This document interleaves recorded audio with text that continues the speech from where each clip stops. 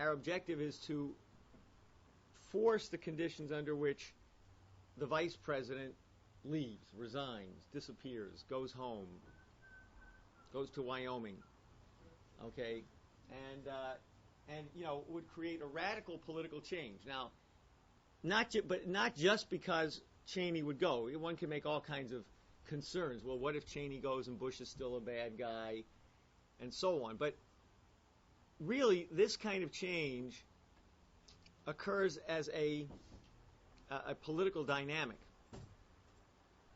In a certain sense, you couldn't get rid of Cheney without already thinking in terms of and acting on the basis of what would the United States be able to do without Dick Cheney?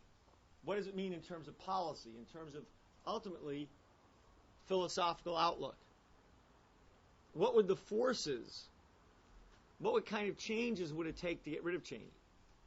I mean, just to take, for example, it would take changes in the Republican Party, changes in the Democratic Party to lead it, but it would take certain numbers of Republicans breaking from the control of Cheney, Tom DeLay, et cetera, et cetera.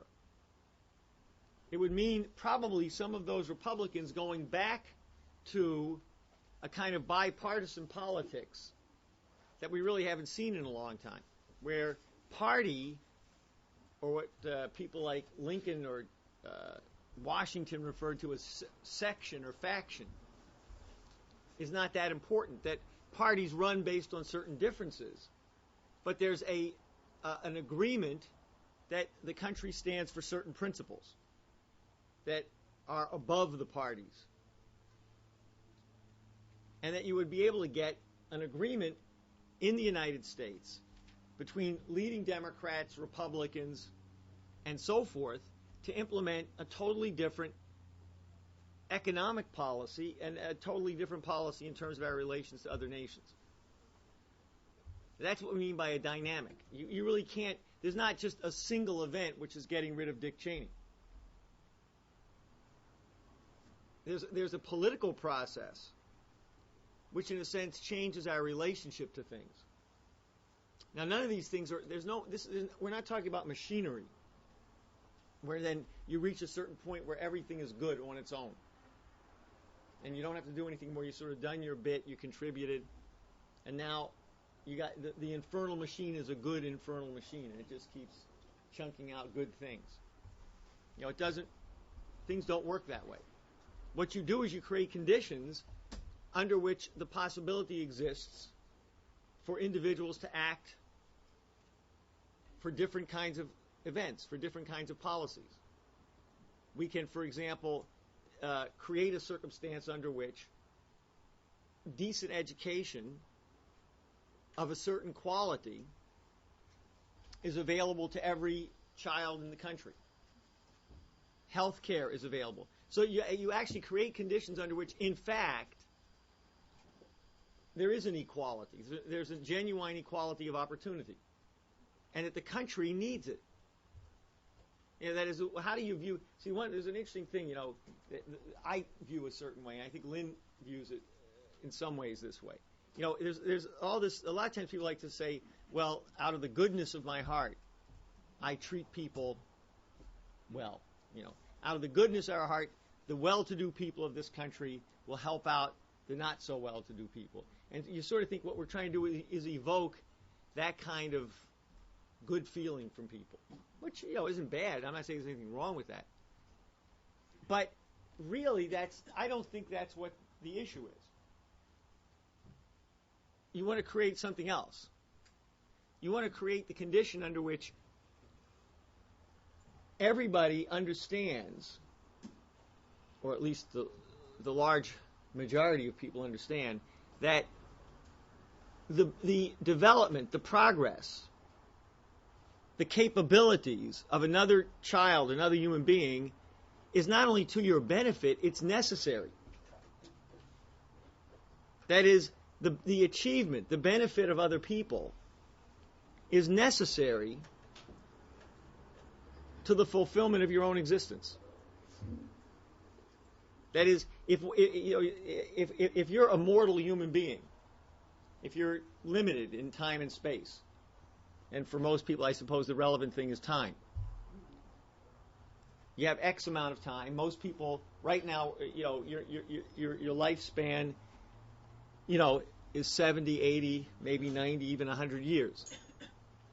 But it's a mortal existence. And for a human being, what makes humans a little different, and this is really the point I want to ultimately get to. For a human being, what's the purpose of life? If you're an animal, the purpose of life, first of all, the purpose of life doesn't really come to you as a question. Animals just sort of do things by their nature. But the best you can say, looking at it from the outside, is their purpose in life is to create another creature that looks like them. Usually remarkably like them. If you think of animals, they kind of reproduce themselves in a very simple patterns. I mean, if you're real smart, you can tell the difference between the stripes on one zebra and the stripe on another zebra, but it takes a lot of attention to tell the difference in the stripes. Is that the image of the creator? You're right? Yeah, it's amazing how many of those creatures come out looking like that. So they don't have a sense of a purpose beyond the biological reproduction of the species. Human beings, actually, you exist as an individual, and your purpose in life is to produce something as an individual human being, as the outcome of your ability to think, which contributes to the future of humanity. And the future of humanity requires a constant level of progress in ideas and development of ideas. Because of our relationship, we change nature. We use scientific principles to develop our relationship to nature.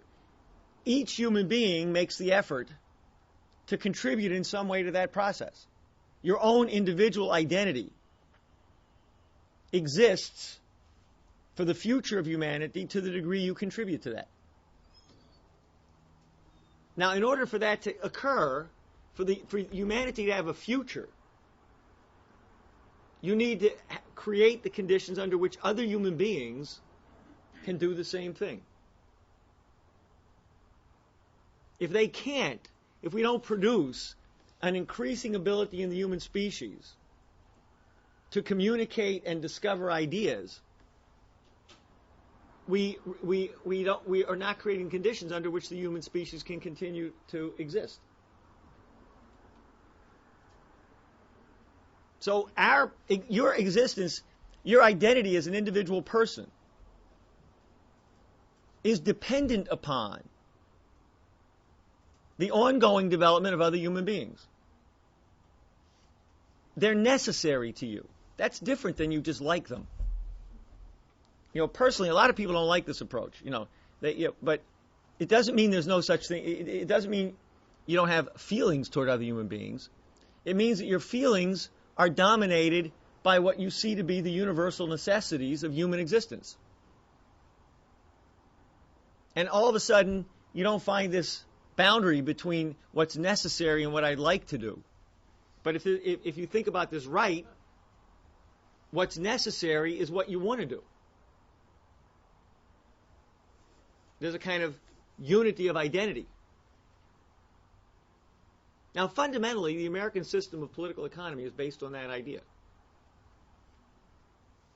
When Lincoln, in the battle around the Civil War, rooted himself in the concept of all men are created equal, if you read Lincoln, that's what he meant. He didn't mean they were all the same height. Or in some simple-minded sense, all had the same ability or anything like that. What he meant was, and he expresses it, every human being has a certain quality that makes them human. Human beings are able to think. They're creative. And in that sense, all human beings are equal. See, when it comes to cognition, by the way, it doesn't matter whether you're slow or fast. There's a lot of premium put on some of these things that really aren't important. Some people, it takes them a long time to get an idea. Sometimes it takes them not so long to get the idea. Sometimes you have a little background, you can get the idea quicker. Maybe you were raised in a family that did things. Music, or whatever. And so you find it a little more familiar, you're a little more at ease with it. But the capability to grasp ideas, whether it's music, science, whatever, is a capability that's innate to the human mind.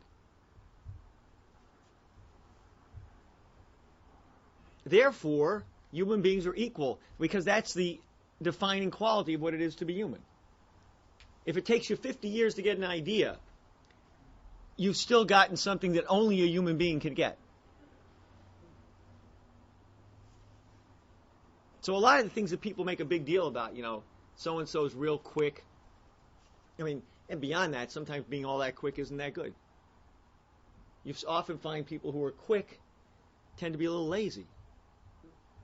They get it easily. If they don't get it easily, they don't want to bother. They get enough things easily, and they get by.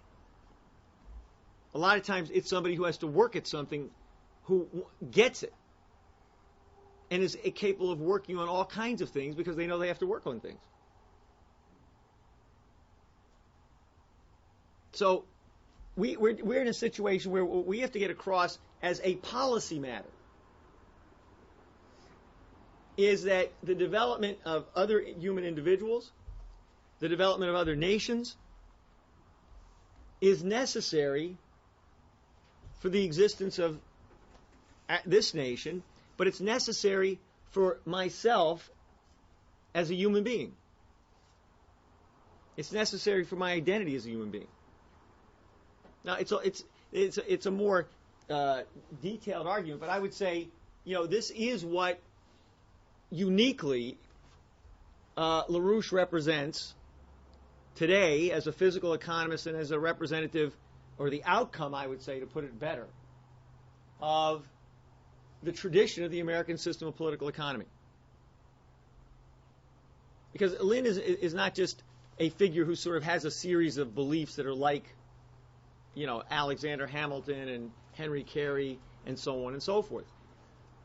He represents that tradition precisely because he represents further developments of that tradition. He's worked on it. Now, what I want to just kind of tweak people a little bit to get people an idea of what we mean by this capability that human beings have, and the way it's reflected in sometimes ironic and paradoxical ways, is to just begin to reference, or something that's going to be coming out later in the week, although we have it's on the website. It's a article called "The Principle of Power." Maybe Aaron already mentioned it, which is going to be.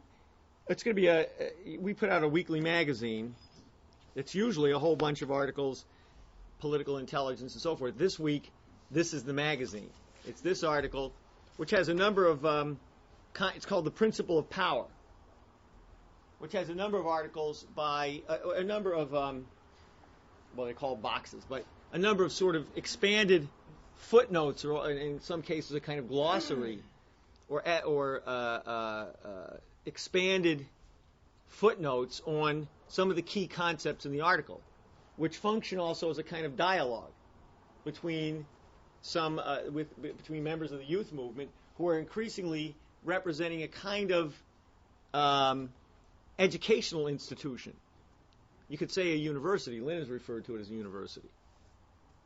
But a different kind, a university that's kind of in constant political action, in which the education occurs in the context of promoting policies and philosophical and cultural interventions in society.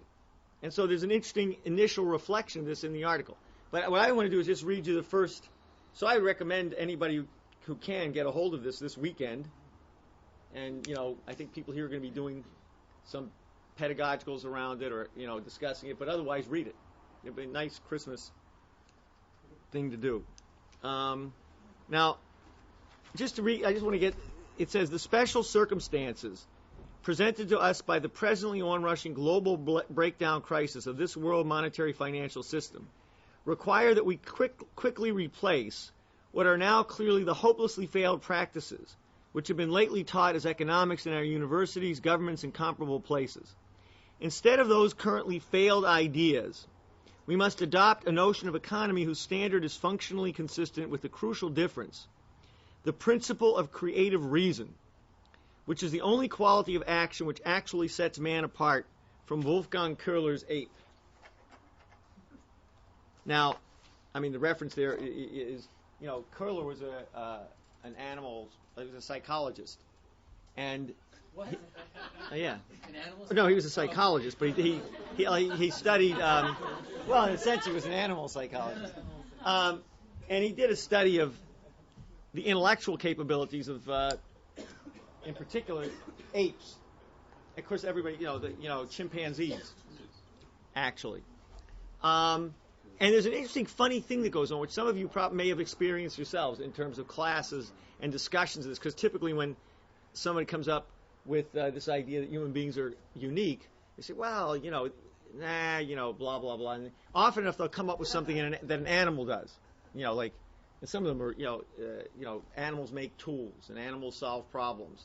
And of course, among some of the higher apes, and you get the same thing sometimes in social animals, because they'll do things that look like problem solving. Okay?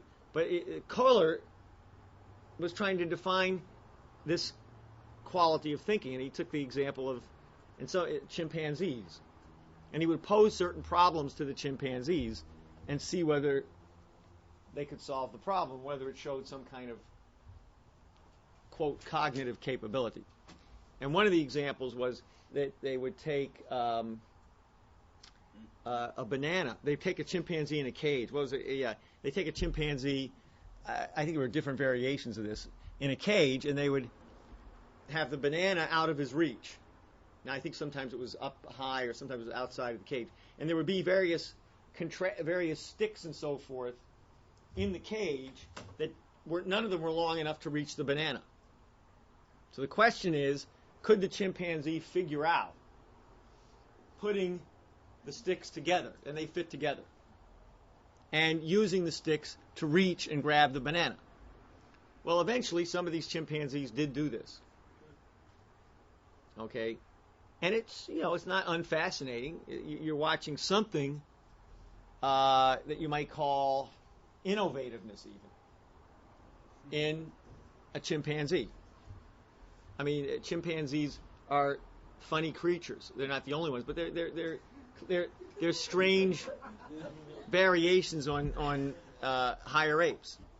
They are intensely social. They're also nasty creatures. And sometimes, there's a certain quality of aggressiveness in chimpanzees that's probably related to their problem solving, so to speak. So Köhler thought that this somehow was an indication of creativity. And in fact, one of the things that Köhler and others worked on was the idea that creativity is the formation of a gestalt. And they looked a lot at what they called gestalt psychology. The formations of gestalt means a form or a shape. So kind of creating a shape out of something that seemed to be shapeless or otherwise, had different form, could be taken as different forms. You are able to pick out the form that allows you to solve the problem. And there are other examples of this. I mean, chimpanzees in the wild do interesting things. If you want to be interested in this, they'll take the leaves off of a twig, and then they'll use the twig to get termites and eat them. Termites are high in protein. It's sort of a matter of taste, I suppose. But they're considered if you're a chimpanzee, they're a bit of a treat. I don't know if we want to try that out. Some people might want to try that out. So they do that.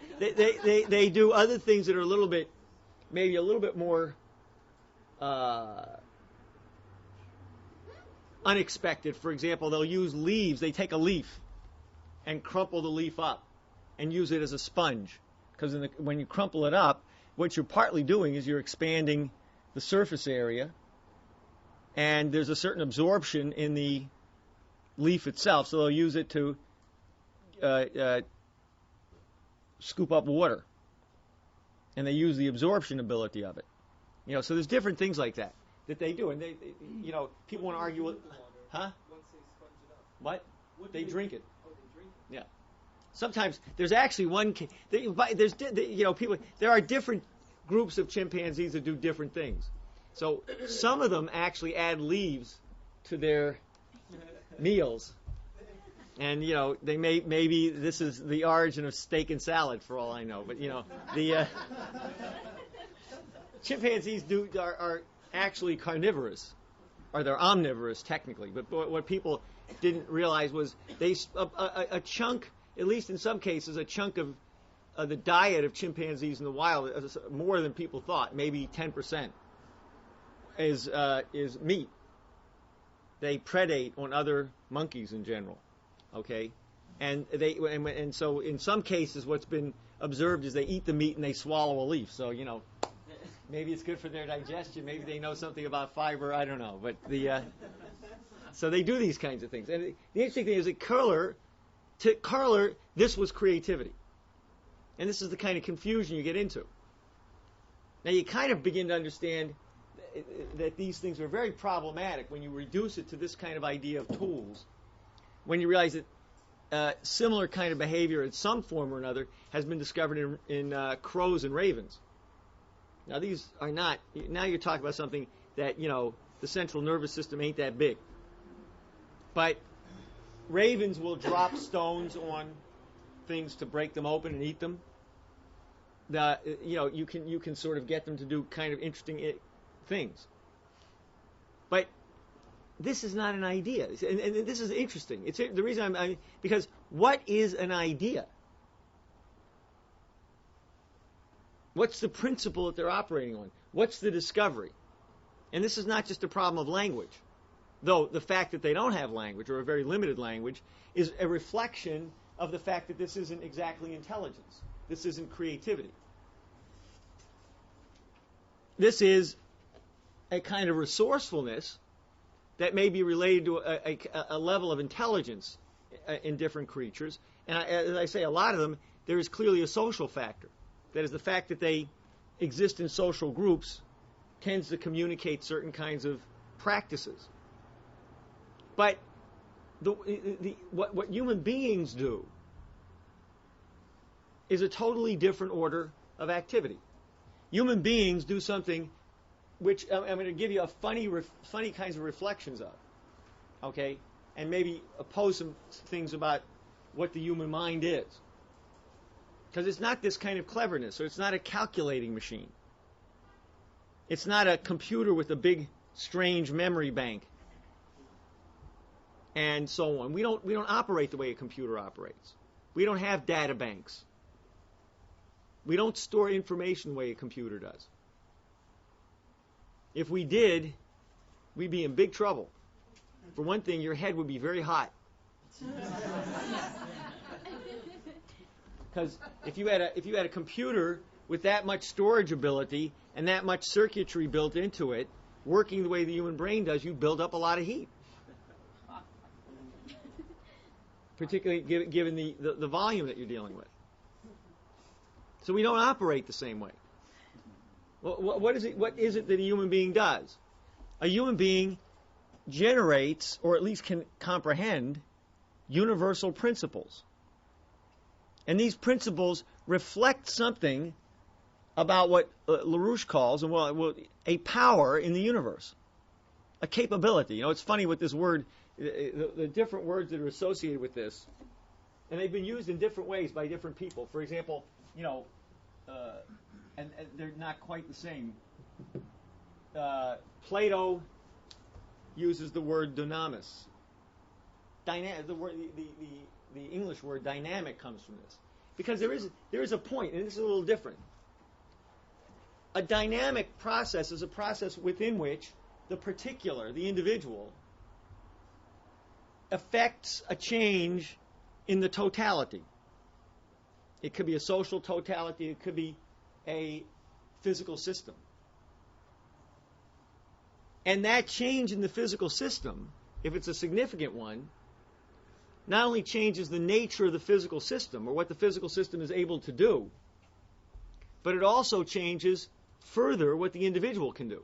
It creates conditions under which the same individual that created the change that affected the entire system is now able to do more because of the change brought about in the system. Now, if that's, you say, well, if you think on the one hand that's too abstract, well, for example, think about something as simple as a microscope or a telescope. Now, the telescope or the microscope, although they were developed somewhat differently,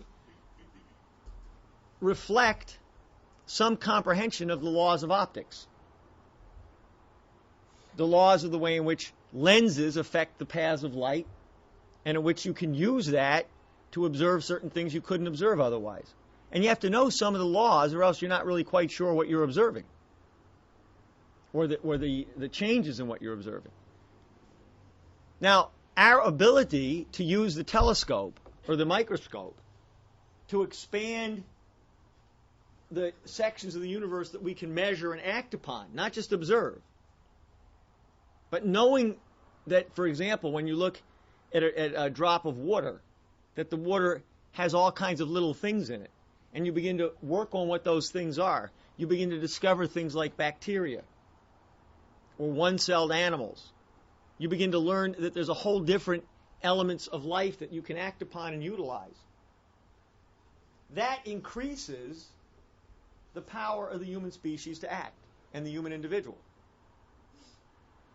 That might lead us to apply our newly found instruments to make further discoveries.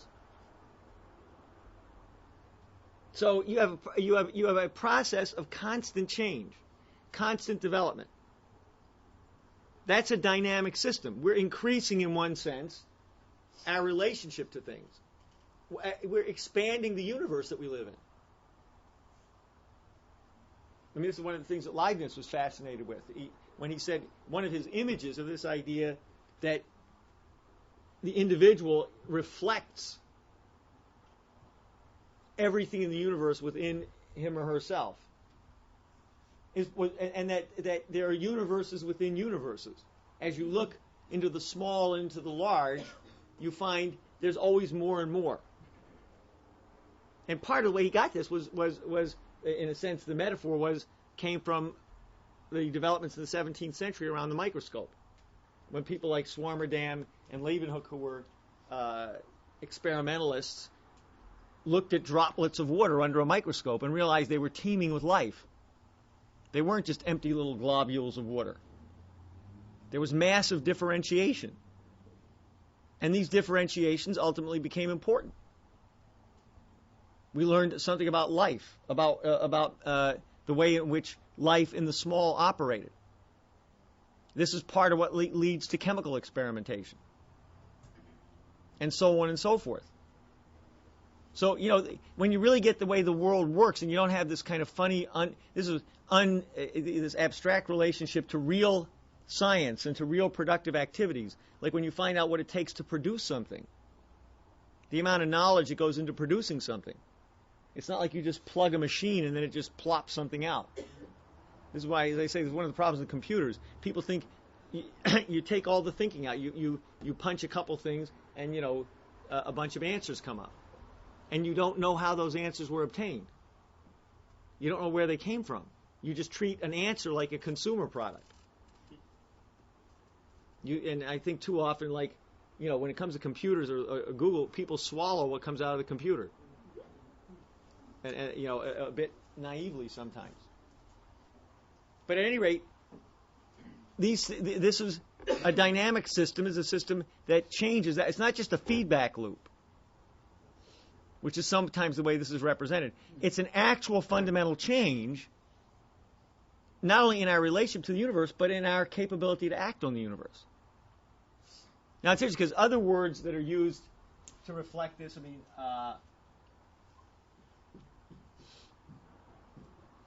Leibniz used the word Kraft in German, power, force, something like that. There's an interesting word that Cantor used later on in discussing something. Mächtigkeit. which kind of means power. You can translate it as power. It means also capability. It's related to the English word to make. So, that in some sense, these growing discoveries, these universal principles, expand the capabilities of the human species, the powers over nature. Or one interesting way to look at it, everybody always talks about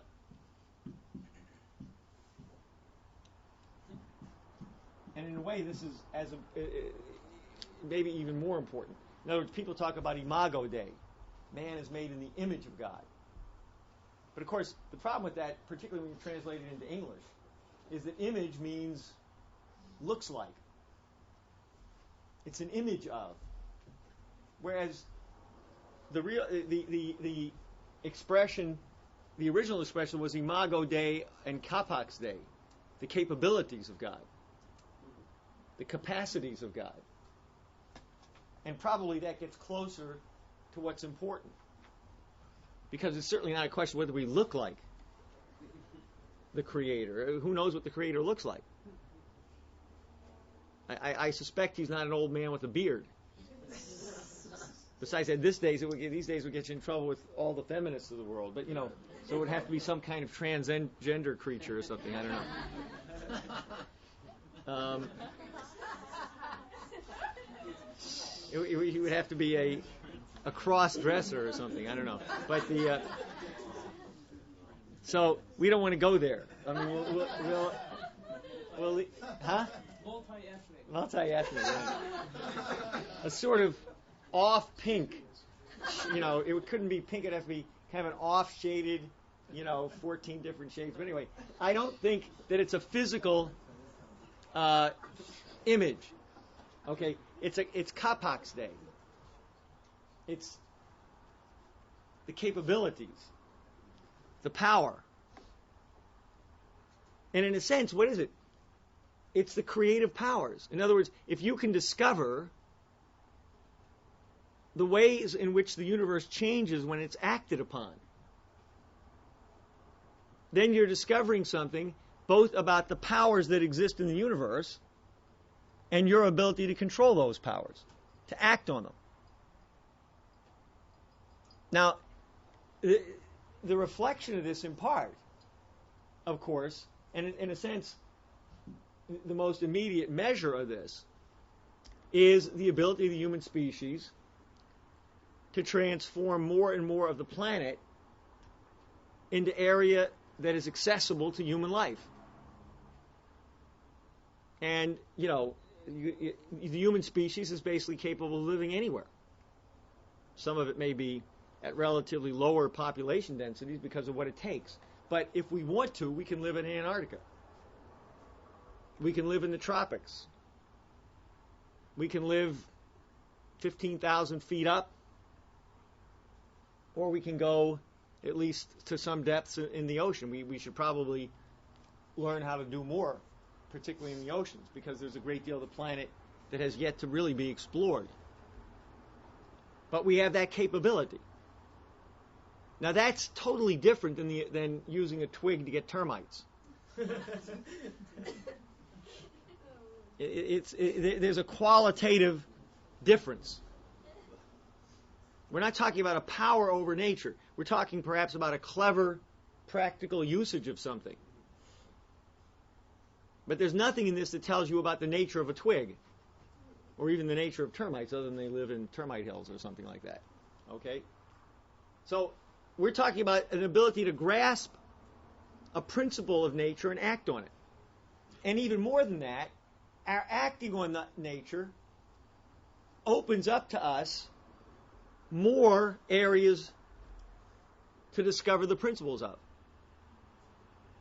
And human creativity, human cognition is that kind of activity. That's what it is to be human. In fact, one of the tough points in this, which people don't get, is that's really what it is to be human. That's what makes us human. Nothing else in particular about us makes us human. Everything else is replicable by some other creature. One way to look at it is it's a little bit like, it's a little bit like the keystone in an arch. If you don't have the keystone in the arch doesn't hold up. And therefore, it's the keystone that defines the nature of the arch, not the other way around. So what's a keystone? Well, when you have an arch, if you extend it enough, you have a center stone that, in a sense, the whole thing rests on. And if you pull that out, the columns collapse. Okay, and depending on the structure of the arch, it's differently organized. So the human identity is this kind of creative thinking. Not just in science. It has other forms. It expresses itself, for example, in the way in which we organize ourselves to communicate these ideas. But really, you don't communicate the idea. See, this is one of the ways to get at this problem with information theory. When we talk about classical culture, and I think this goes to some of these questions about music, and I'm just going to use one or two examples to get some interesting, just to put a couple paradoxes, get a sense also where is human identity? Where is all this creativity in the human mind? Where is it located in space and time?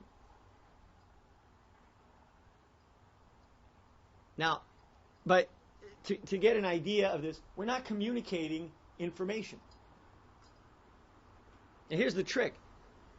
Every idea, every discovery is created in the mind of a single individual. Ultimately, it comes down to, there may be a lot of discussion, a lot of history, but one human being makes the discovery. Kepler made certain discoveries. There may have been people who approximated it, who were his predecessors, who helped him, who taught him. But he discovered the idea. Now, since that discovery, the discovery of elliptical orbits, or the basic principles of the solar system,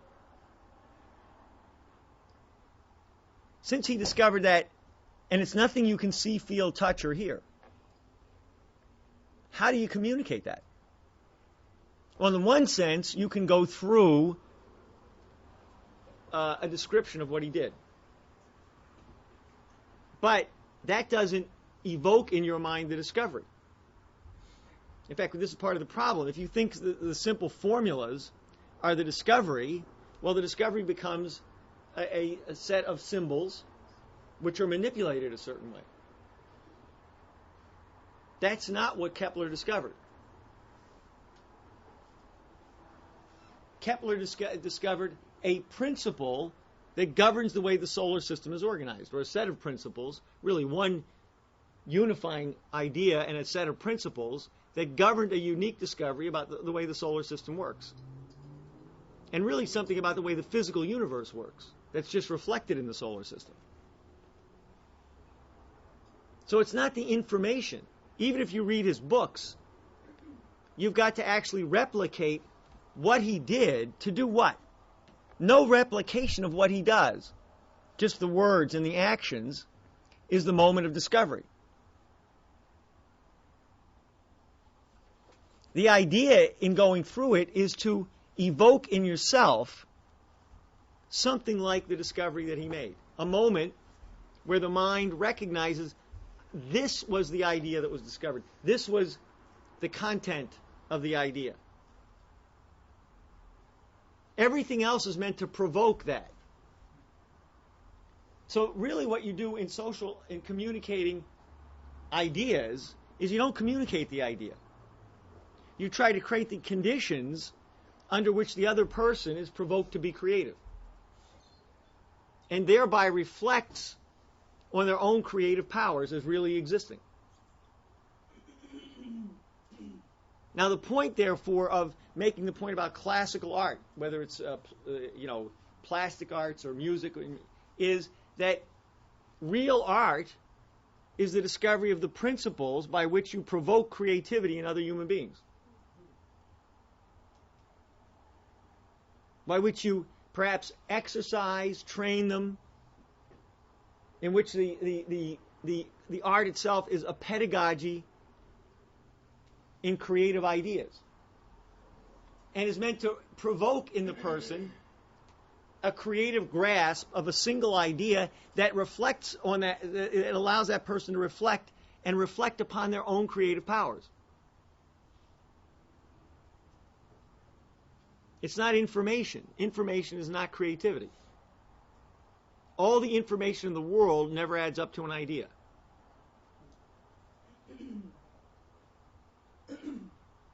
And this, you have to realize, when you think about this, you see how much part of the problem you have in organizing or talking to people or in politics is they want to reduce everything to, these days, what's called information. Sometimes they call it the bottom line. It's the whole view of the economy. The economy is, what's the free market? It's somehow that the free market manipulates the information about what people want and don't want, and thereby assesses prices based on that information. And it's completely independent of human beings. Now, if you want to look at this thing, what I want to look at, briefly actually, to get a funny idea of some of this, how to get at this idea. One of the things that goes on, people often say, well, why do we do all this geometry and talk about all this mathematics and all this stuff? Because it's not about mathematics. It's to look at something that's been an area of human knowledge and human productive activity. In fact, somebody said something to me recently. You could look at the first machine tool. Not tool, but machine tool. The first tool that we used to create other tools. One of the first examples of machine tool is the Pythagorean theorem. Okay?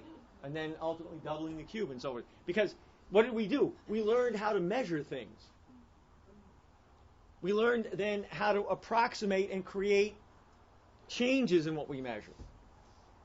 We use these kinds of things, rotational action, and even though the Pythagorean theorem seems to relate to Euclidean geometry, actually, for example, what's the calculus? The calculus is measuring the rate of change in triangles. You measure the rate of change in the Pythagorean, in the measurement of the hypotenuse. And so as you see the rate, what is the rate of change by which the hypotenuse of little right triangles occurs as you move, you get an ability to look at the principle underneath the existing route or path of action. So you can think of the first abilities to look at what were the measurements and what were the relationships in certain geometric constructions as kind of the original blueprints for creating different kinds of machinery, different kinds of measurement, different kinds of action. And of course the Greeks were heavily into this. Even before Da Vinci, they were looking at machinery based on these kinds of actions. They had the same problem Da Vinci had. They didn't have a power source. But this is what they were looking at. And as you move in these kinds of constructions, you find out there's new kinds of relationships that come up, which means there's new kinds of machines that you can create. And these machines have certain capabilities.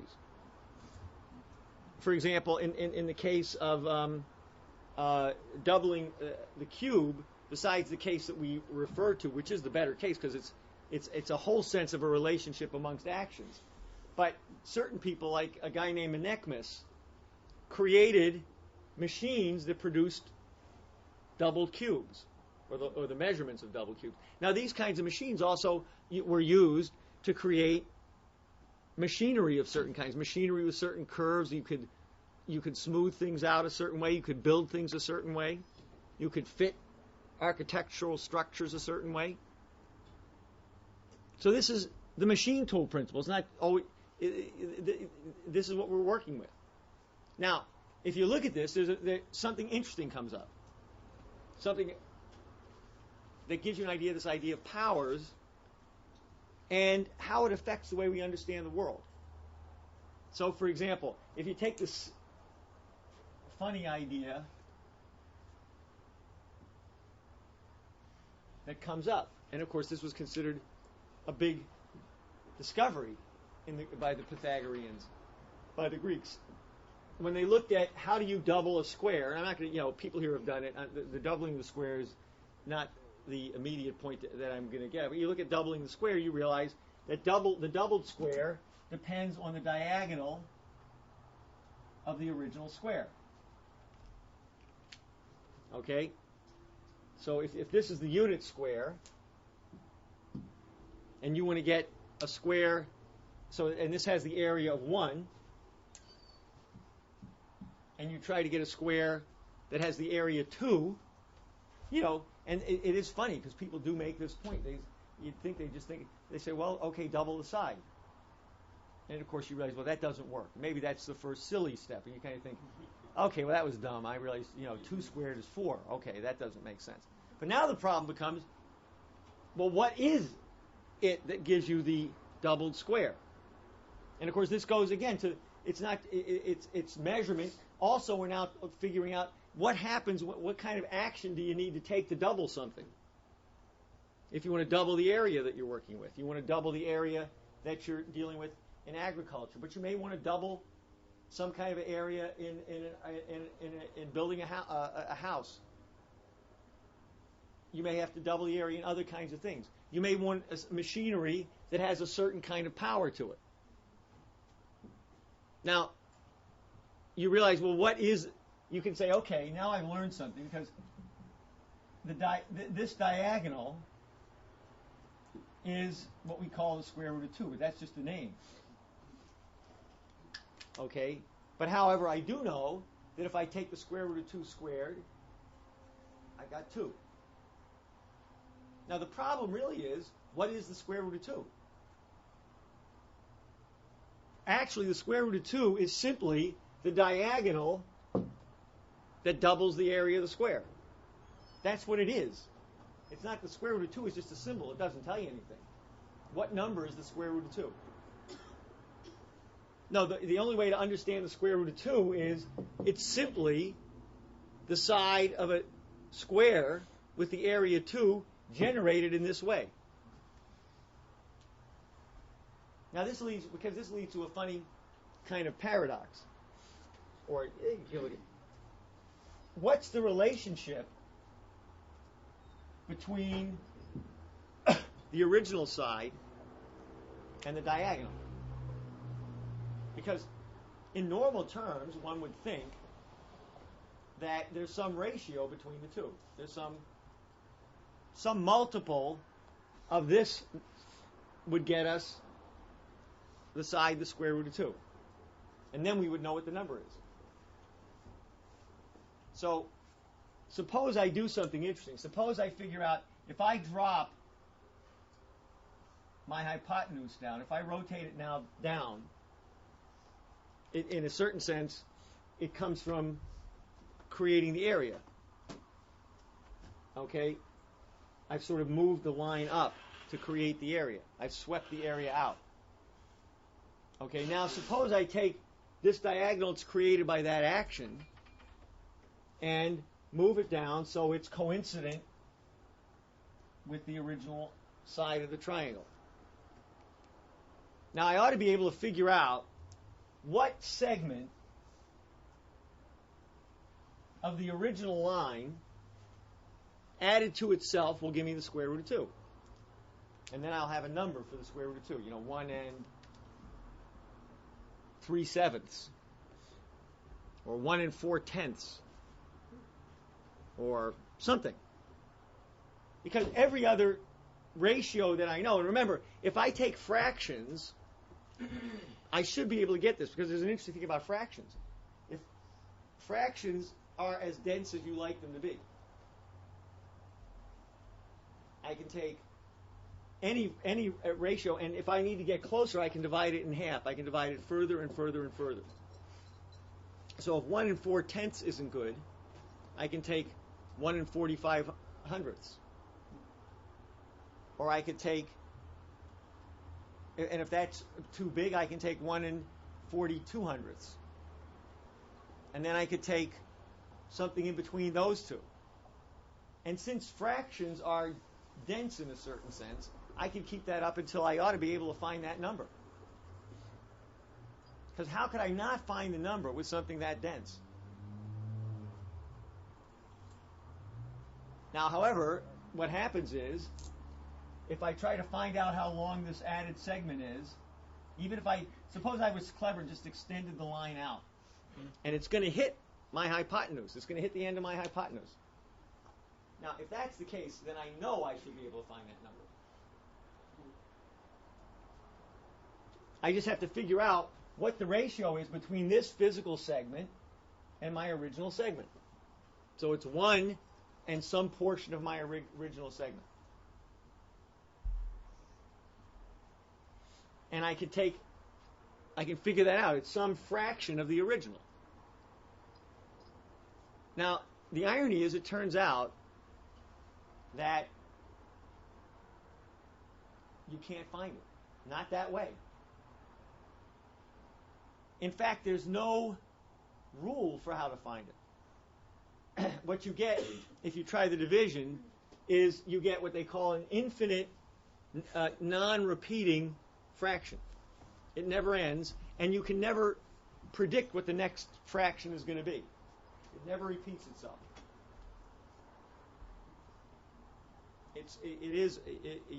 In one sense, it's a random sequence, in the sense that there's no way of knowing what the next number is going to be.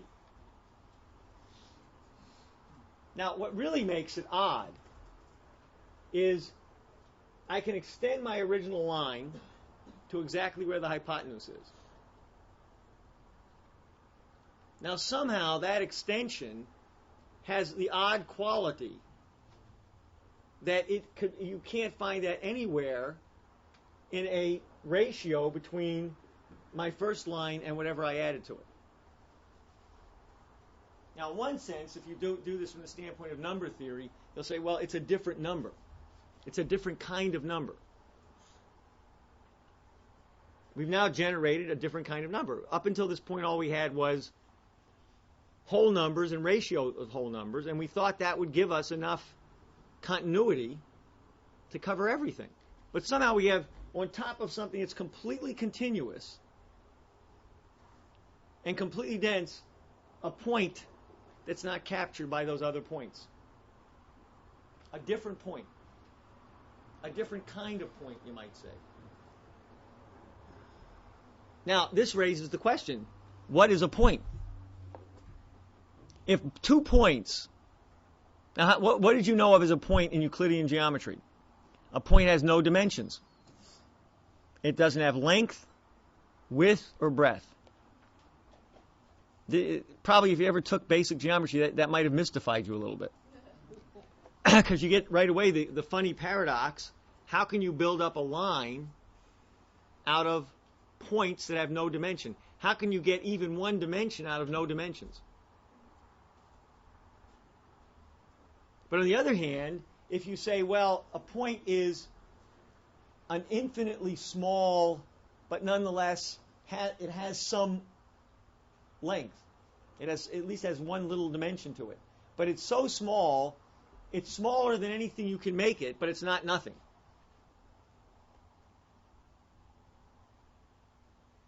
Well, then the problem is, one way to look at it is if you had an infinite amount of them, they'd be infinitely long. If it has any dimension. On the other hand, you say, well, it's infinitely small. But then, however infinitely small it is, can I divide it in half? And if I keep dividing it in half, don't I get to nothing? And if I don't get to nothing, then if I try to pile these things up, how large are they? Now, actually, a better way to express the paradox is the point reflected by the end of the hypotenuse is a point. Maybe it's a point of no dimensions. Maybe it's an infinitely divisible point, but it's a point. The points on this line are also points. Then why is it that the points on this line don't match the point at the end of this hypotenuse? Why is it that we now have a different kind of point? What is it that makes it different? What sense does it make to talk about a different kind of point if they're dimensionless or all infinitely divisible? Why is the point at the end of the hypotenuse infinitely divisible in a different way than my original line was? Now, a clever mathematician might say, well, actually, now we know that the original line is divisible in a different way because we discovered the hypotenuse. But that really doesn't solve the problem. The problem is, why were those original points different? Why did we have to discover the difference? And what did we discover? We discovered something that we can say that there is a different power in the points on the line on the hypotenuse than there is in the simple line. That we've added a quality of action. We're doing things with this measurement that we could never have done with the original lines, simply using them as simple lines. We created something out of the action, and we discovered something about the universe. And that discovery gives us a certain power over the universe. We can now measure things that we couldn't measure before. We can think of things that we couldn't think of before. In fact, it's probably, who knows if we could have discovered how to double the cube if we hadn't recognized this change in power in the simple idea of doubling the square. And recognize that we were going to get totally different things out of it. Now, in a sense, the point is dimensionless. But not in the sense that people think of dimensionless. It's dimensionless. Let me give you a funny way of looking at it. The point is dimensionless in the same way as an idea in the human mind is dimensionless. And in the same way that ideas in the human mind can develop and develop greater powers through greater knowledge of the universe, this is in a sense reflected in the fact that when we make discoveries of higher order principles, they often enough or at times generate a dimensionless change in the geometry or in the principles that we're using. It's not something that has a length, a breadth, and a width. It's a change in the power of those kinds of physical actions. In the same way as when we recognize that the path of light, when it moves from one medium to another, is different than the path of light in the same medium. Because we discover in that change a different principle that acts in the path that light takes. It's not just the shortest distance, it's the shortest, least action, shortest time. And in doing that, we move from straight lines, and we find out that the straight line motion of light in the same medium is simply a special case of the least action principle. And so therefore we learn something about light and the power that light has, the powers that we have over light. And now, these kinds of discoveries were critical in the developments of electromagnetic capabilities, our comprehension of the way light moves and acts and so on. And so what you have in these things is a change in the physical universe, in the actions of the physical universe, which we discover, which give us a greater power to act in the universe and know about the universe, which is reflected in the change in power in the geometrical construction itself. Something like, and this is related to the principle of power in economics. These are machine principles. These are principles in creating ways that we can act. Now, you can take another example of this, which is somewhat important. which it gets us into a different domain of this. But I'm keeping these to the simpler ideas, really. Take the following case. Take the infinite plane. Just looked at, we'll sort of represent it this way. Okay? Now, there's something, there's a funny element of the plane. If you think of the plane as extended infinitely in two directions. There's an element that we don't know. We don't know where it goes. We don't know what's out there, so to speak. It's not closed. It's not a bounded surface. And partly this is reflected in this idea of a Euclidean space. Part of the problem in Euclidean space is you really don't know if the laws of Euclidean space, when you apply it to physical space, does it really apply? What happens when you go infinitely out? How can you be sure that the space remains straight? As a physical space, you can say, abstractly I can construct this, but what about as a physical space? What about when we apply it to astronomical conditions? Particularly when you realize that all the measurements in astronomical measurements are based on angular changes. They're based on rotational changes. They're based on where, even to this day, they're based on where the star or the sighting is from a central point on the planet Earth and what changes occur. Now, these are rotational changes. So we're really not dealing with a Euclidean space. We're dealing with the inside of a sphere, of a spherical surface, of an extended spherical surface. That's where our measurements are.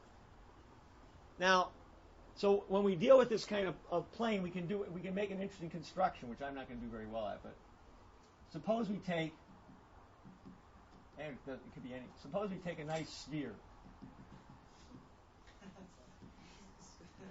And we put the sphere on this plane. Now we have an interesting phenomenon. We can map the entire plane onto that sphere. The entire plane can be mapped onto a closed surface. And that gives us a much more interesting ability to look at the plane and understand relationships in the plane from the standpoint of the relationships they produce on the sphere, and vice versa. Now, and this is why, for example, in the 19th century, you actually take spherical geometry as the kind of normal. Because it's a closed space, it's a regular curvature, and you can compare any curvature to spherical curvature as the standard. So you get when you get to 19th century geometry by people like Gauss and Riemann, it's spherical geometry, just the way the Greeks were, just the way the Egyptians were. They're starting from the principle that the basic observational capability is rotational observations, changes in angles. And so therefore what you want to do is normalize the concept of curvature as the basic concept to simple regular curvature of a sphere. And there's no such things as straight line measurements. The straight line is a special case of the sphere. And you're looking at what are the transformational relationships. That's geometry. There is no fixed geometry. Geometry is really a measurement of the differences between paths that might be physically taken by actions depending on the principles operating on them. Now, but we get an interesting case like the hypotenuse only. The way I can do this one way, there's a number of ways I can do it, but if I take this, one of them is called the stereographic projection. There are others. I don't remember them all. The gnomon and so on and so forth. But this is the simplest one. If I take a point at a pole, the top of the sphere, and there's an interesting thing about this. Suppose I take the top of the sphere. I can take the top of the sphere, and what I'm going to do is, from the top of the sphere through the sphere onto the plane, I'm going to draw a ray, a line. And what I'm going to, if you look at this, as I rotate this around the pole, and as I rotate it up and down, I can map every point on the sphere, one point on the sphere, to a single point on the plane. So I have what's called a one-to-one mapping. There's no repeats in this. And you get funny kinds of things, like, I forget them all myself, but if you take, for example, if you go along a longitudinal line, what are you going to map? What's the longitude on the sphere going to map onto in the plane? A lot of you guys know these things, but yeah, it's going to be a radial, a straight line on the plane that's going to radiate out from the South Pole. So you get radial lines from the South Pole. So a longitude, which is a curved line, maps onto a straight line, a radial line, a particular straight line. Okay. Then if I take latitudinal lines, they're going to map onto circles that that mark off segments of these radial lines. Now, but there's going to be a difference here because the distance between these circles is going to vary. Even though the distances on the sphere are the same, they're going to vary on the plane. Now, that's all very. There's also all kinds of other things, that you would have to figure out. Okay, how triangles get mapped differently. If I take a triangle on the surface of the sphere, it's going to depend on where it is on the sphere, what it's going to map onto on the plane. So you get different shapes, and there's rules that govern the way this is going to be mapped. Okay. Now, there's one interesting point, however. There's many things in this, but I'm going to just highlight one point.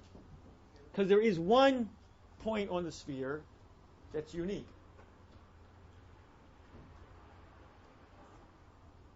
That appears to be different than every other point.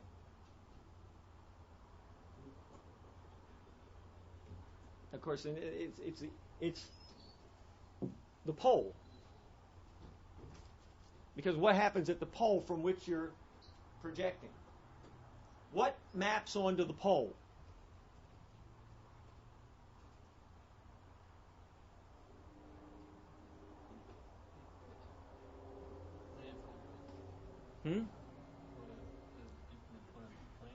Not an infinite point on the plane. All the infinite points on the plane. Okay? The entire horizon you might think of. In other words, if you take it this way and you rotate it up, the closer and closer you get to the pole, the further and further you are on the horizon. And when you get, in effect, to the top of the pole, to the top of the sphere, you're mapping all the points at infinity go to the top of that sphere. And, that reflects, by the way, the difference between, kind of the first thing that grabs you is the fundamental difference between the flat plane and the sphere or any curved surface like that is what? You can't fold the plane. If you try to take a piece of paper and fold it over a sphere of roughly the same size, what happens to the same surface area? You have to tear the plane. You have to. In fact, you have to tear it into infinite strips at the top, which you kind of gather closer and closer together. But every time you try to get it to the pole, you got to divide it into thinner and thinner strips. Because that curvature is fundamentally different than the flat plane. It's a fundamentally different metric. In fact, in essence, this goes to the fact that you can't. There's no way you can flatten the surface of a sphere. But the other way around is if you take for example the orange peel off of an orange, and you try to flatten it out, you have to cut it into infinite strips, infinitely thin strips. It won't work. You can't do it. Even with something as simple as that. I mean, you could, if you try to squeeze it and press it down, you might get somewhere eventually. But effectively, you're stretching it out, which is the same thing. Now, in a way, that point at the top of the sphere, which when you develop this, and this develops into higher orders of geometry, you begin to realize that for every fundamental change in the geometry, for every new element of curvature or action, you have to generate a new pole. For in this case, you have one pole, and everything in an infinity is mapped to the top. And that point is different than any other point on the sphere. Now, of course, there's a funny way of looking at this. Is it really that? You might think, well, gee, what's funny about that point? Well, of course, it's not that point. If I roll the sphere, I can do the same thing with another point on the sphere. All the points on the sphere are different than the plane. I can use the sphere to generate the action from any given point. And that fundamental difference is going to be reflected at the point I choose to generate the action. But any point on the sphere can be used to do it.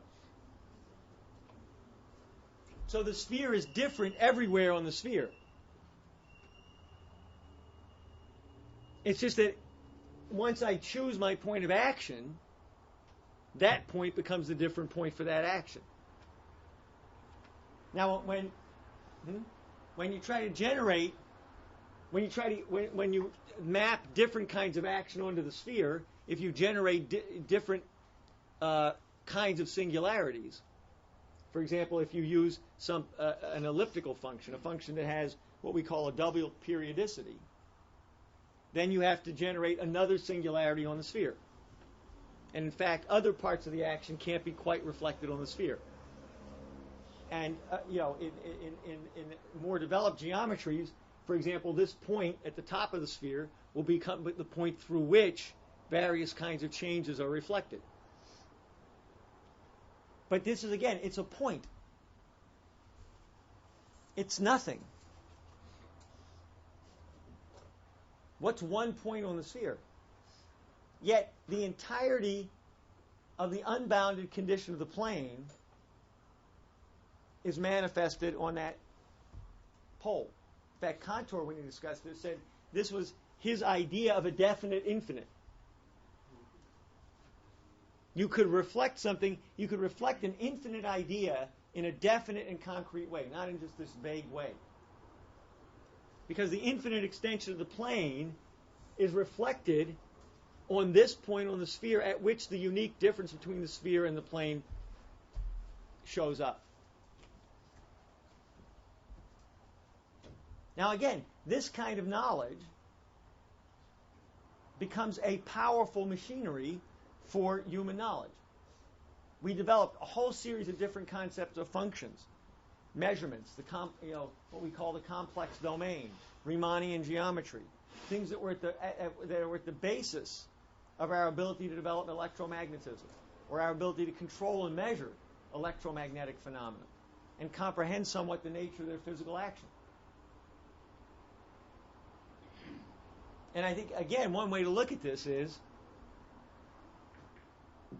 what are these points? They're singularities where in geometric actions you're generating a new kind of surface or a new kind of power. And human beings, in the course of carrying out these constructions and working on them, discover those powers, discover those capabilities. But they discover them by generating an idea in the human mind. And that idea is similarly a singularity, a power, a capability. It's the power of the human mind. And it gives us control, it gives us an ability to act in the physical universe in ways that uncover the further changes in the universe based on those new actions through which we generate greater powers. That's cognition. That's the creative powers of the human mind. That's what you're trying to evoke and provoke in the human mind. And I would just suggest to that in many ways, one of the interesting things about this article, the principles of power and the work that has been done alongside of it,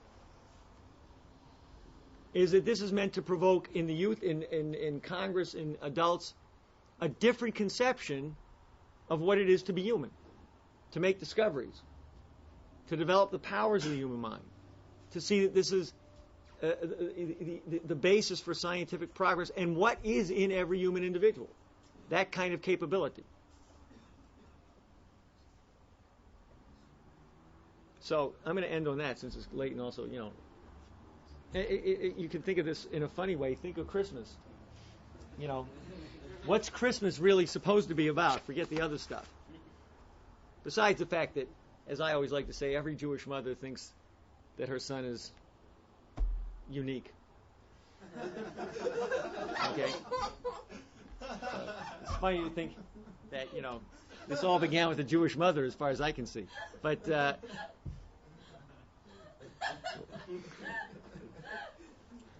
and of course, it's rumored that every Jewish son thinks that his mother is a virgin, but that's another matter. Okay.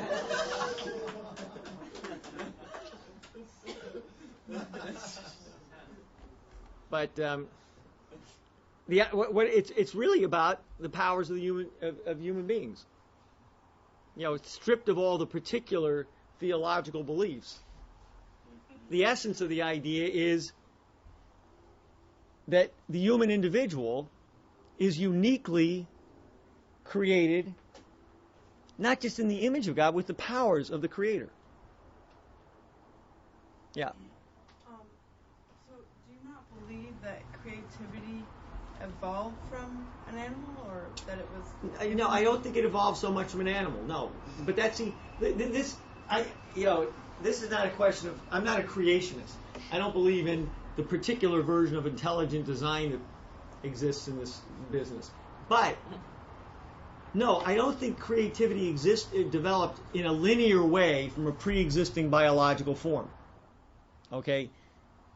Creativity is a power in the universe. The universe is creative. The universe is an ongoing creative process. What happened is, the way I would look at it a little differently, is that those creative powers found a certain biological form susceptible to expressing those creative powers.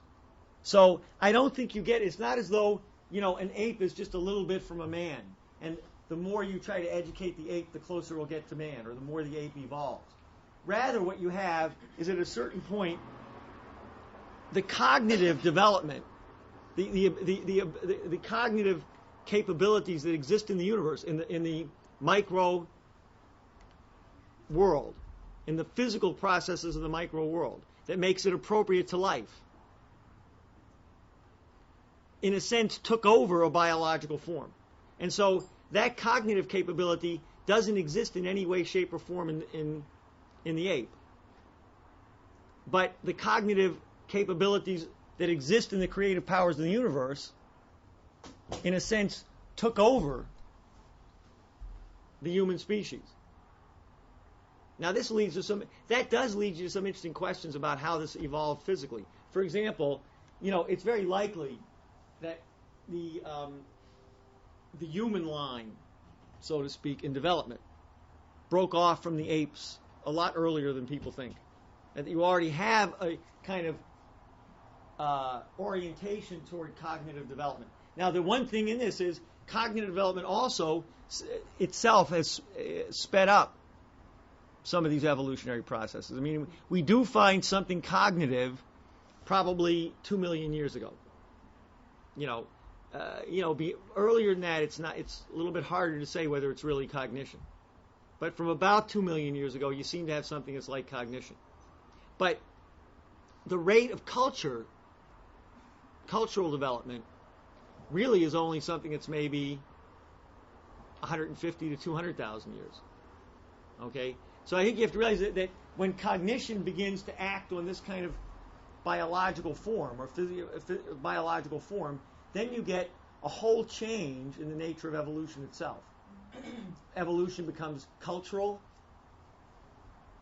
not biological or physiological. Much of the human development occurs not through simple biological reproduction, but through reproduction of civilization, reproduction of economies. And so you have a whole different kind of evolution that takes place, in which, in a sense, I tend to doubt that there's going to be that much more. It's not as though we're going to be there used to be this sci-fi, we're going to develop big bulbous heads and so on and so forth. Once you have cognition, you have cognition.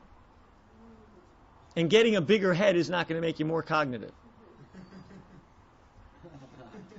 Socially, we can store information, we can store data, and so on and so forth. So, yes, there's such a thing as biological evolution. But there's a point at which, within that biological evolution, a certain cognitive principle took over and manifested itself in a physiological form, and that cognition did not have a precedent in previous physical forms. So it's a little bit of a more complicated evolutionary development, and it's related to this idea that there are different principles operative in the universe. There is a creative principle that operates in the universe as a whole that did not operate in individual biological forms until you had something appropriate to it. And then it became an active principle in that biological form. But it's not as though if you just took the ape and kept developing it, you would get a human being. Something else had to take it over. And this is not intelligent design, because intelligent design implies that there's sort of a design, a kind of layout, and we're just following that pre-existing path, so to speak. What you have in the universe is the universe shows a developmental principle, a creative principle. Now that creative principle could take all kinds of different routes, depending on the kinds of anomalies and problems that come up. In particular, when you get the introduction of human beings, there's a certain kind of freedom that comes up. We can choose to be creative or not. And that's going to determine the path that history takes. So we're not following a predetermined path. Yeah, so are you saying that we developed to a certain point to where we could harness creativity? Well, I think creativity harnessed us. That showed up as a capability. Now, to get more at this, I think you have to look at, what occurs in the micro world and the macro. What goes on at the atomic and subatomic levels that reflects this kind of creative process? What goes on at the astronomical levels that reflects these kinds of processes? And there's a very funny thing I think we ultimately have to look at, because there's another way to look at this issue of a point from a physical standpoint. And just use this as an image to get at it. Okay? We're on the planet Earth. Okay? Where are we in the universe? How do you locate yourself in the universe? Well, you start out, here we are. Here I am on the planet Earth. Well, the planet Earth is rotating on its axis. So in order to locate myself, I've got to find out where this rotation is. But in the universe. Now, however, that the planet Earth is also rotating around the sun. So now I got two actions that I've got to figure out to determine my place in the universe. However, the solar system is rotating in a spiral arm of the galaxy, the Milky Way galaxy. So now I'm moving on the planet Earth. The planet Earth is moving around the sun, and the sun is moving in the galaxy. Now all of those actions go to determining my position on the planet. And of course you can extend this, right? Because the galaxy is part of a galaxy cluster. The galaxy cluster is rotating and moving. Okay, so I've got to compound all these different actions to begin to think about where I am in space, in the universe. And there are time considerations in this and so forth. So now what happens is, how do you measure these changes? They're tiny little. I can even add some in, right? Because I skipped a whole bunch, right? Because the Earth is wobbling on its axis. Its orbit is rotating as a whole around the sun. So and what happens is these actions show up as tiny anomalous margins of change that you can say change the curvature of that little point in space which I represent. So a point, again, becomes almost a constellation of actions that show up as almost infinitesimal changes that for a long time might appear to be nothing. But when we discover their existence, they change the curvature of that point, or they change the nature of that point. Now, in a certain sense, what do we really have? We don't really have just these rotations. We have physical principles. For example, what governs the action of the orbit of the planet? A gravitational principle.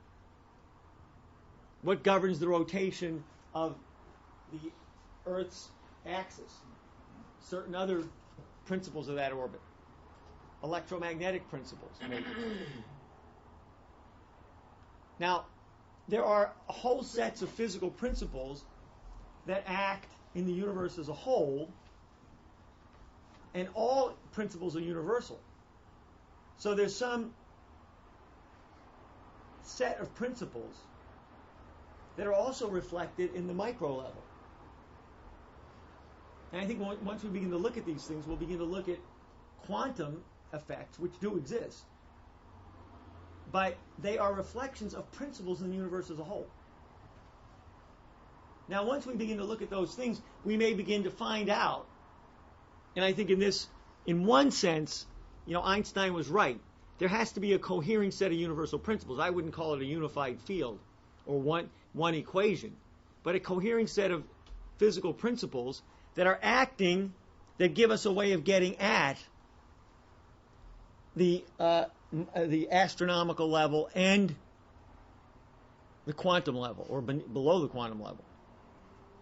Now, it's in that we're going to find manifestations of what it is that makes these principles come together in a way that produces creative alterations or developmental alterations in the universe as a whole, or make it possible to create a being that is cognitive, whose physiology is appropriate to carrying something like thought.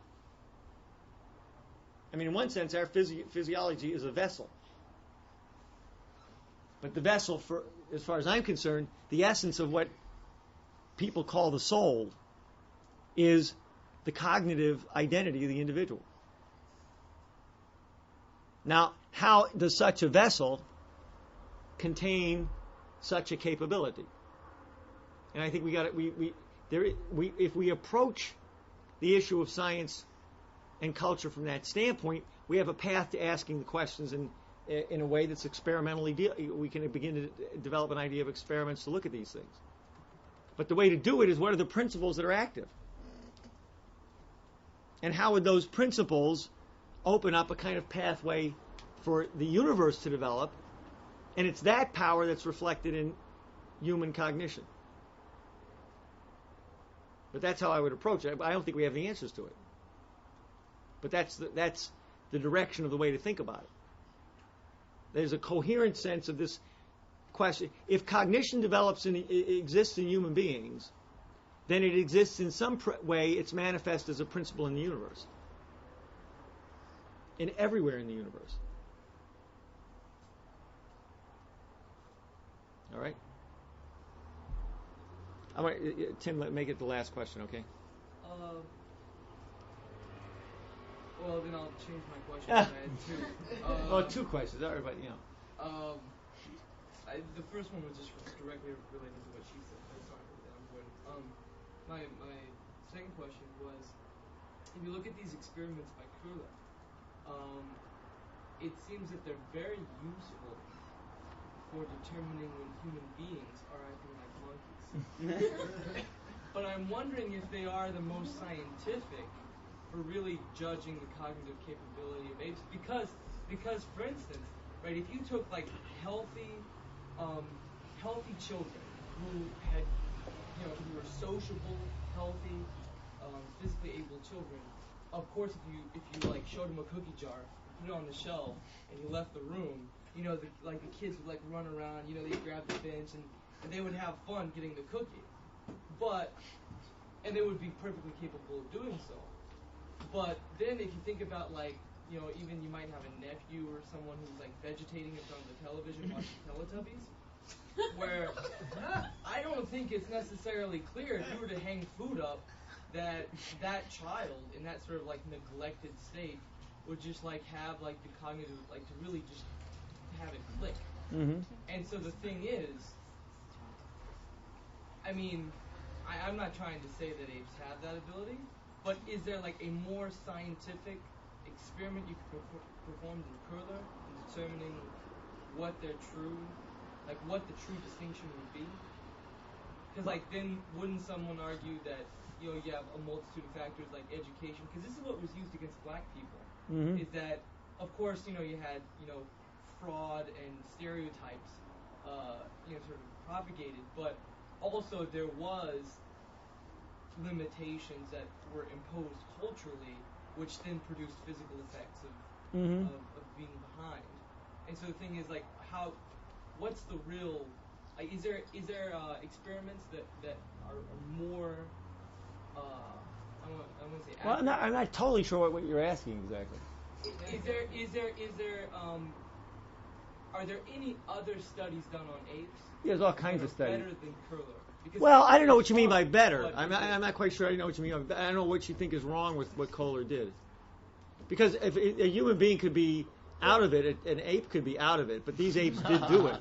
I just don't understand what you think is wrong about it. Well, I'm just saying that I don't know if it's that self-evident. That what? Like for instance, like if you were to take humans and study them. In this case, the ape did do it, so I'm not quite sure what the comparison is. Okay. Well, okay. Are you asking? I haven't I haven't said that that's all that the chimpanzee can do. Yeah. I'm saying it can do it. It can do that, and that was held up as an example of cognition. My point is, it's not cognition. If you're asking me, are there other things that chimpanzees do that are cognition? And maybe we've ruled that out. I mean, Curler's example doesn't limit the chimpanzee. In fact, his point is he takes this and says, well, this is a kind of cognition. He's trying to uplift. Yeah. Yes. Okay. So it's not now. If you're saying, well, I'm saying that that's not cognition, but how do we know that chimpanzees can't do something else? Okay. The best thing I can say about that is two things. One is, at this point, Kohler's experiments were in the 1920s, I think. They're quite a while ago. I don't think all that much has been done to improve it. If you want, in other words, there's no observations, to my knowledge, that are a heck of a lot better than that show any greater capability. They've done all kinds of things with chimpanzees choosing. They've done a million experiments on this stuff. I mean, choosing things and putting sentences together by, they've done it with gorillas, by hitting a computer. I mean, they've given these things. I mean, Coco the gorilla lives with this woman who I think the woman who takes care of her, who interacts with her, who eats with her. I mean, a whole social environment. And the argument is that she has a vocabulary of about 500 words, and she can ask for things. Actually, if you want to know the truth, the funny thing is, and I'll give you a couple other points. The funny thing is that the real problem with that kind of experiment is you're putting the gorilla in interaction with the human being. Now, two things happen. One is the human being does an awful lot of interpretation. So, and there's a lot of clues that the human being gives out, which are barely conscious. Okay, in other words, first of all, the human being says, "Oh, Coco is saying she wants milk," so she made the sentence, "I want milk." Now, maybe, but no other gorilla would understand that. It's only that Coco's trainer knows it, right? Now, the second problem is, and this even happened with lower order. There's famous cases from carnivals in the 19th century. There's one famous case of the horse to cadet. Okay, and the guy would say 5 plus 3, and the horse would go 8. And what they discovered was there were very, very subtle clues that the horse was getting from the trainer, such that even if the trainer wasn't that close by, as long as the trainer was visible, and of course part of the way they discovered this was when the trainer wasn't visible and was just saying 5 plus 3, the horse didn't know what to do. Okay, so I think there's a problem like that in some of these experiments where you really do the observer. It's almost like a quantum effect. The observer screws up the experiment, gets in the experiment. Okay, and I think that actually there's a lot of heightened attribution to these creatures because human beings are giving them clues, creating special circumstances, and so on and so forth. For example, one thing that they've done studies on, which I don't think they're conclusive. There's this whole thing about how if you take an infant up to about the age of 18 months and a chimpanzee up to about the age of 18 months, they have very similar capabilities. Okay, and then they begin to diverge. The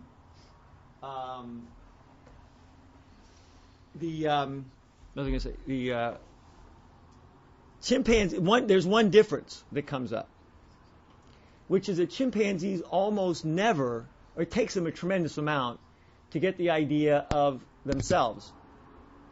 Now this gets a little, but if you put a mirror in with the chimpanzee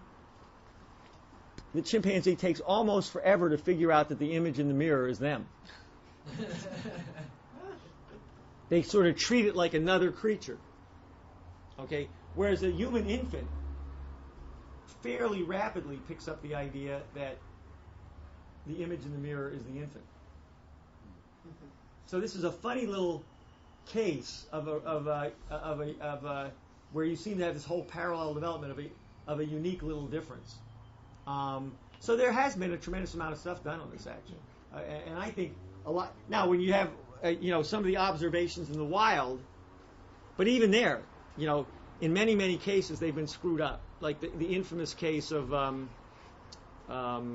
what's her name? Jane Goodall, right? Okay. She really created a situation where a great deal of what she was observing was highly contaminated by her presence. They had the famous case, which is just funny, just to show how it works. Because they have all this alpha, top male, and it's actually a wild kind of structure. But anyway, usually it's a relatively aggressive male, not necessarily the largest, but anyway, what happened was she used to leave these gasoline cans outside of the wherever it was they had their camp. So one of the males, it's true, one of the males figured out that if he took these cans and ran amongst the other chimpanzees, banging these cans all over the place, all the other chimpanzees were terrified, including the alpha chimpanzee, or whatever you want to call it. So this relatively low-ranking male took over the whole troop using these gasoline cans.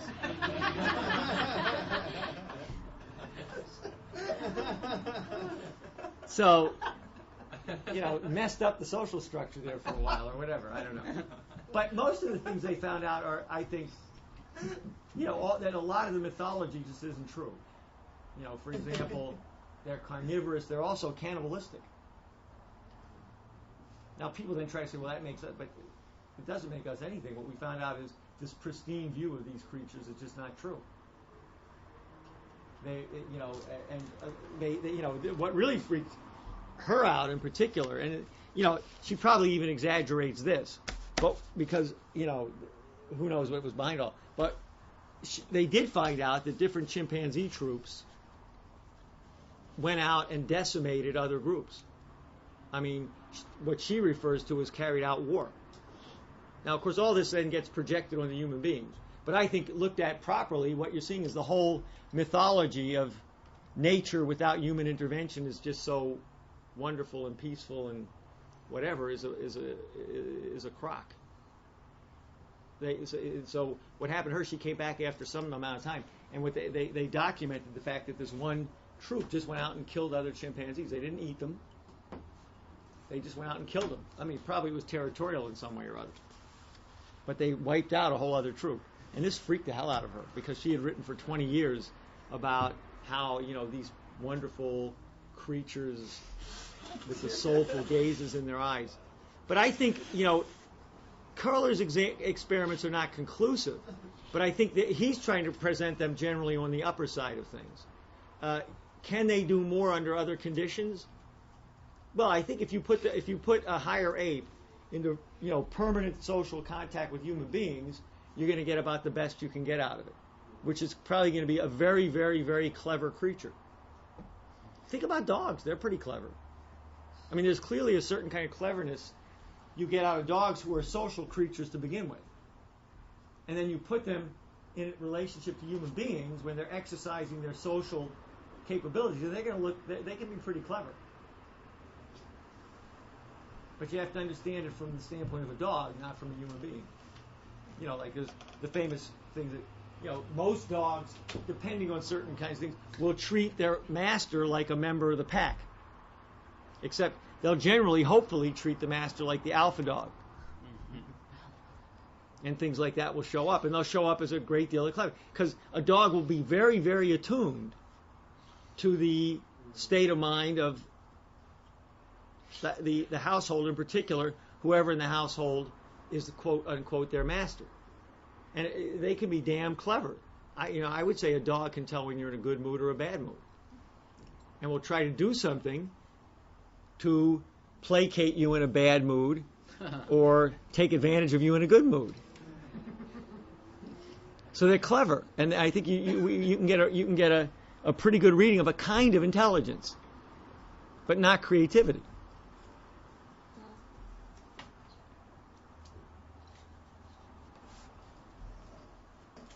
All right?